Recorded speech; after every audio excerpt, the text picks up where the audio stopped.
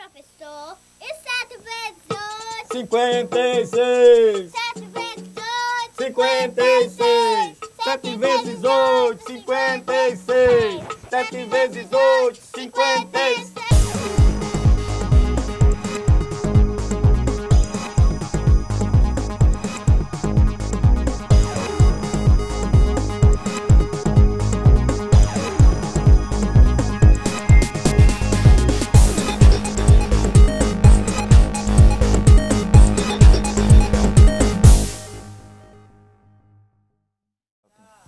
Professor, posso fazer algumas perguntas? Pode, Gabi. A primeira é a seguinte. Você disse que para ser racional tem que ser fracionário. Então, por que o número 7 é racional? Já que ele não é fracionário. Gabi, é o seguinte, olha. Isso aqui é o traço de fração, aqui é o numerador e o de baixo é o denominador. Esta fração, ela é racional. Sabe por quê? Porque o numerador e o denominador pertencem a Z. Aí tem aquela música que diz: e para ser racional, Tem que ser fracional. e para ser racional, Tem que ser fracional. e para ser racional, oi, e para ser racional. Tem que ser fracionário. Muito bem, Gabi. Então, observe o seguinte. Você falou com relação a 7, ao número 7. Na verdade, o 7 não é fração. Mas existe um detalhe. O 7, ele pode ser transformado em fração. Então, se o número não é fração e pode ser transformado em fração, ele será racional. Vamos agora construir uma fração que vai ser equivalente ao 7. Eu vou colocar no numerador 14 e no denominador. 2. Por quê? 14 dividido por 2. é 7. Muito bem, Gabi. E para ser racional. Tem que ser fracional. E para ser racional. Ser fracional. E para ser racional. Ser fracional. E para ser racional. Tem que ser fracional. E para ser racional. É verdade que o zero é elemento comum do conjunto Z mais e Z menos? É, Gabi.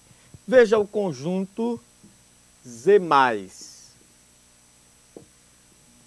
Observe que não apresenta asterisco. Então, o zero vai fazer parte do conjunto. Zero vai ser elemento.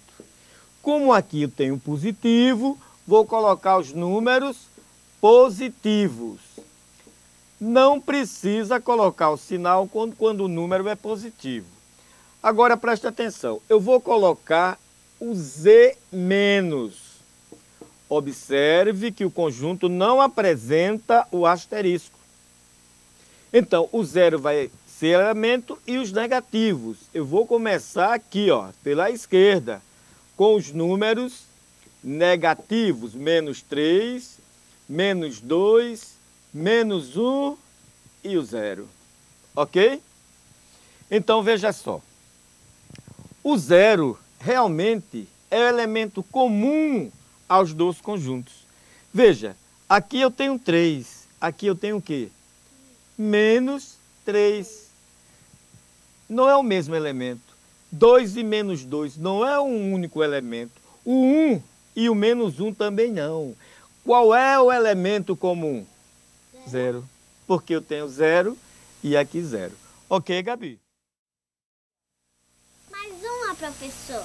Quando é que a raiz de um número é irracional? Veja só, Gabi. Veja a raiz quadrada de 4. Quanto é a raiz quadrada de 4? 2. 2. Muito bem. Você sabe por quê? Porque 2 vezes ele mesmo vai dar quanto? 4. Agora, se eu perguntar, quanto é a raiz quadrada de 7? Tem algum número que multiplicado por ele mesmo dá 7? Não. Entendeu? A raiz de 7 não dá exata.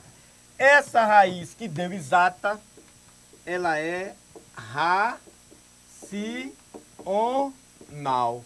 E esta aqui que não dá exata, ela será irracional. Entendeu, Gabi? Por que Z mais não pode ser chamado de conjunto dos números inteiros positivos. Tudo bem, Gabi. Olha, Z mais é este conjunto aqui. Já que não tem asterisco, eu ponho 0. E são positivos. 1, 2, 3 pontinhos. Veja só, preste atenção. Se eu falar que este é o conjunto dos números inteiros positivos, estarei cometendo erro. Porque o 0 é positivo? Não. 0 é negativo? Não. Então, veja bem. Se eu falar assim, este aqui é o conjunto dos números inteiros positivos. Não é verdade, porque o 0 não é positivo. Então, eu vou chamar esse conjunto de conjunto dos números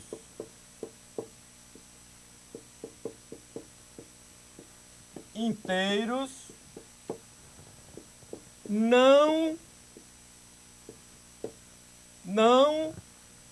negativos. Por quê? Porque não existe nenhum número negativo. 3 é negativo? Não. 2 é negativo? Não. 1 é negativo? Não. 0 é negativo? Não. Entendeu, Gabi? Muito bem. Ô professor, e 7 vezes 8? 56. 7 vezes 8? 56. 7 vezes 8, 56. 7 vezes 8, 56.